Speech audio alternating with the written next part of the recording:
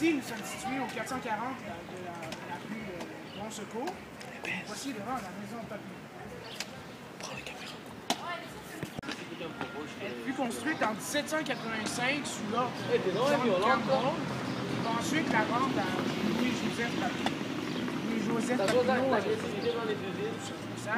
c'est le chef du Parti patriote pendant la période britannique.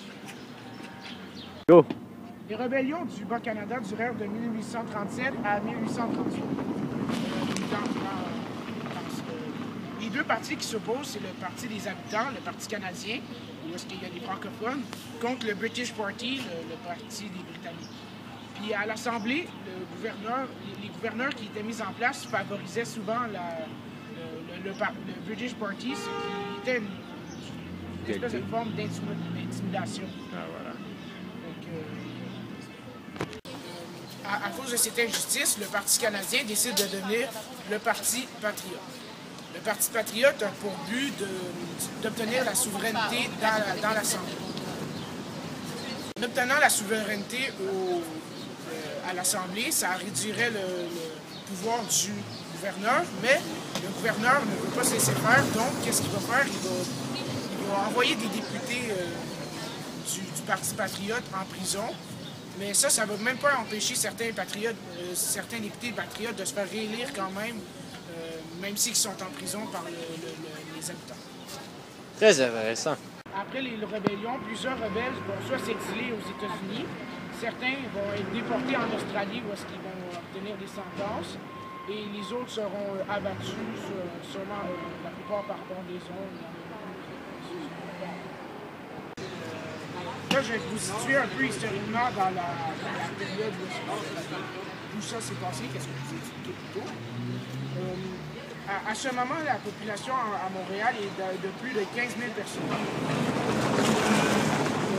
Il y a trois classes sociales qui sont fortes.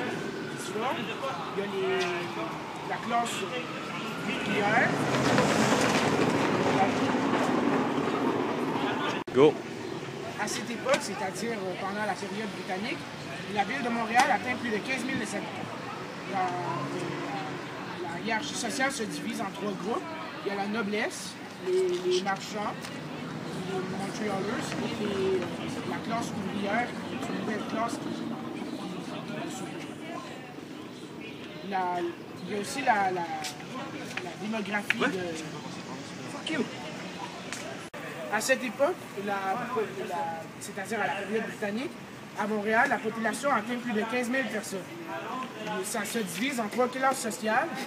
La classe sociale de la noblesse, il y a les marchands britanniques, qui sont particulièrement les Montrealers, et il y a la classe ouvrière, qui est ces nouvelles classes qui vont s'ouvrir avec la industrialisation.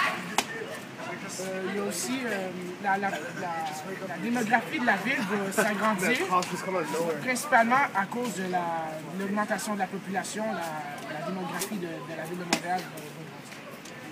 Pendant la période britannique, il y a 5 constitutions. L'histoire de la maison Papineau se situe principalement à la 3e constitution, l'acte constitutionnel dans 1791, là où est-ce qu'il y a le Haut-Canada et le Bas-Canada, qui sont... c'est à cette époque que les tensions vont commencer à monter et que les rébellions vont commencer. Les cultures et les mouvements de pensée de l'époque, il y en a plusieurs, je vais vous en parler de quelques-unes. Il y a l'ultramontanisme, c'est l'Église qui influence toute la pensée de la population. L'Église se met partout dans la vie des habitants. Il y a aussi un début d'anticléralisme, c'est un mouvement qui est opposé à l'ultramontanisme. Les mouvements de pensée qui influencent l'époque de l'Empire britannique, je vais vous en parler de quelques-unes. Il y a le libéralisme qui influence le parlementarisme et dans l'architecture des immeubles. Il y a l'ultramontanisme, c'est l'Église qui influence toute la vie sociale des habitants, qui tente d'avoir le contrôle sur les habitants. Et il y a l'impérialisme, c'est un peu, on cherche à avoir un empire où est-ce que la politique vise la domination du peuple. On veut essayer de dominer le peuple et avoir tous les pouvoirs. Go. Là, quand on parle de la période britannique, on ne peut pas s'empêcher de parler de la nouvelle phase d'industrialisation qui transforme, avant, où est-ce qu'on exploite le commerce du bois. C'est la première phase d'industrialisation qui a été connue. Ça a été causé par le blocus continental de Napoléon en Europe, qui fermait toutes les portes pour que les produits aillent en Britannique. Alors là, les Britanniques se sont tournés vers sa colonie pour pouvoir faire du commerce.